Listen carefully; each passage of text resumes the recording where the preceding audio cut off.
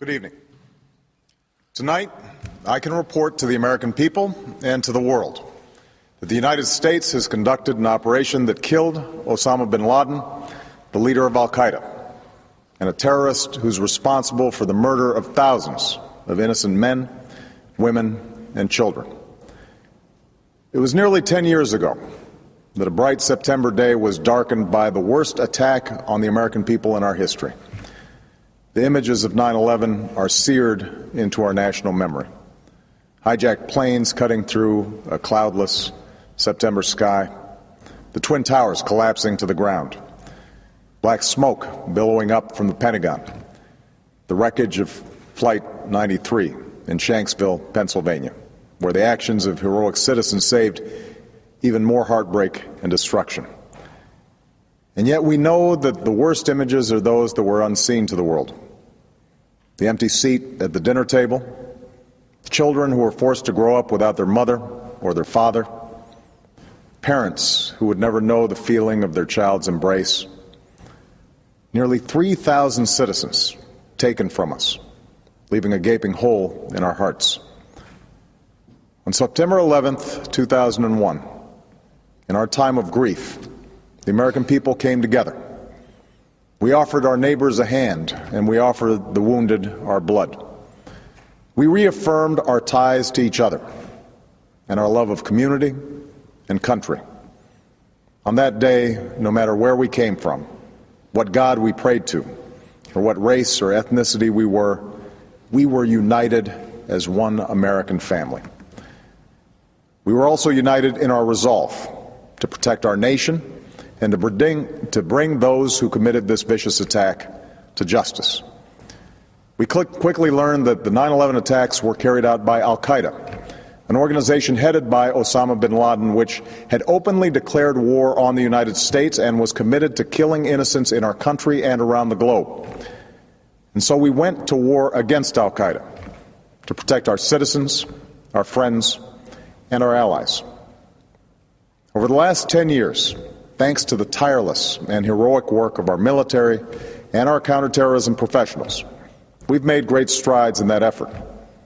We've disrupted terrorist attacks and strengthened our homeland defense.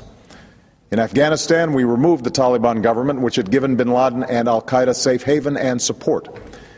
And around the globe, we worked with our friends and allies to capture or kill scores of al-Qaeda terrorists, including several who were a part of the 9/11 plot. Yet Osama bin Laden avoided capture and escaped across the Afghan border into Pakistan. Meanwhile, al-Qaeda continued to operate from along that border and operate through its affiliates across the world.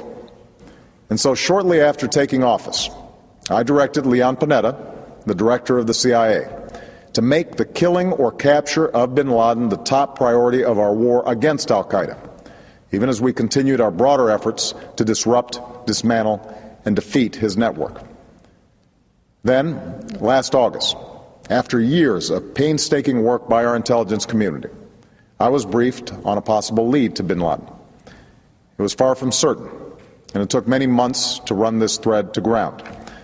I met repeatedly with my national security team as we developed more information about the possibility that we had located bin Laden hiding within a compound deep inside Pakistan. And finally, last week, I determined that we had enough intelligence to take action and authorized an operation to get Osama bin Laden and bring him to justice. Today, at my direction, the United States launched a targeted operation against that compound in Abbottabad, Pakistan. A small team of Americans carried out the operation with extraordinary courage and capability. No Americans were harmed. They took care to avoid civilian casualties. After a firefight, they killed Osama bin Laden and took custody of his body. For over 2 decades, bin Laden has been al-Qaeda's leader and symbol, and has continued to plot attacks against our country and our friends and allies. The death of bin Laden marks the most significant achievement to date in our nation's effort to defeat al-Qaeda. Yet his death does not mark the end of our effort. There's no doubt that al-Qaeda will continue to pursue attacks against us. We must, and we will, remain vigilant at home and abroad. As we do, we must also reaffirm that the United States is not and never will be at war with Islam. I've made clear, just as President Bush did shortly after 9/11, that our war is not against Islam. Bin Laden was not a Muslim leader. He was a mass murderer of Muslims. Indeed, al-Qaeda has slaughtered scores of Muslims in many countries, including our own. So his demise should be welcomed by all who believe in peace and human dignity. Over the years, I've repeatedly made clear that we would take action within Pakistan if we knew where bin Laden was. That is what we've done. But it's important to note that our counterterrorism cooperation with Pakistan helped lead us to bin Laden and the compound where he was hiding. Indeed, bin Laden had declared war against Pakistan as well and ordered attacks against the Pakistani people.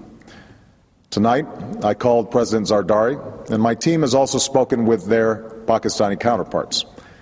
They agree that this is a good and historic day for both of our nations. And going forward, it is essential that Pakistan continue to join us in the fight against al-Qaeda and its affiliates. The American people did not choose this fight. It came to our shores and started with the senseless slaughter of our citizens. After nearly 10 years of service, struggle, and sacrifice, we know well the costs of war.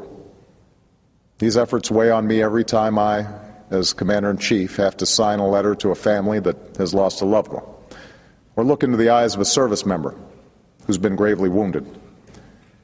So Americans understand the costs of war. Yet, as a country, we will never tolerate our security being threatened, nor stand idly by when our people have been killed. We will be relentless in defense of our citizens and our friends and allies. We will be true to the values that make us who we are. And on nights like this one, we can say to those families who have lost loved ones to al-Qaeda's terror, justice has been done. Tonight, we give thanks to the countless intelligence and counterterrorism professionals who've worked tirelessly to achieve this outcome. The American people do not see their work nor know their names, but tonight they feel the satisfaction of their work and the result of their pursuit of justice. We give thanks for the men who carried out this operation, for they exemplify the professionalism, patriotism, and unparalleled courage of those who serve our country. And they are part of a generation that has borne the heaviest share of the burden since that September day. Finally, let me say to the families who lost loved ones on 9/11 that we have never forgotten your loss, nor wavered in our commitment to see that we do whatever it takes to prevent another attack on our shores. And tonight, let us think back to the sense of unity that prevailed on 9/11. I know that it has at times frayed, yet today's achievement is a testament to the greatness of our country and the determination of the American people. The cause of securing our country is not complete, but tonight we are once again reminded that America can do whatever we set our mind to. That is the story of our history. Whether it's the pursuit of prosperity for our people or the struggle for equality for all our citizens, our commitment to stand up for our values abroad, and our sacrifices to make the world a safer place. Let us remember that we can do these things not just because of wealth or power, but because of who we are. One nation, under God, indivisible, with liberty and justice for all. Thank you. May God bless you. And may God bless the United States of America.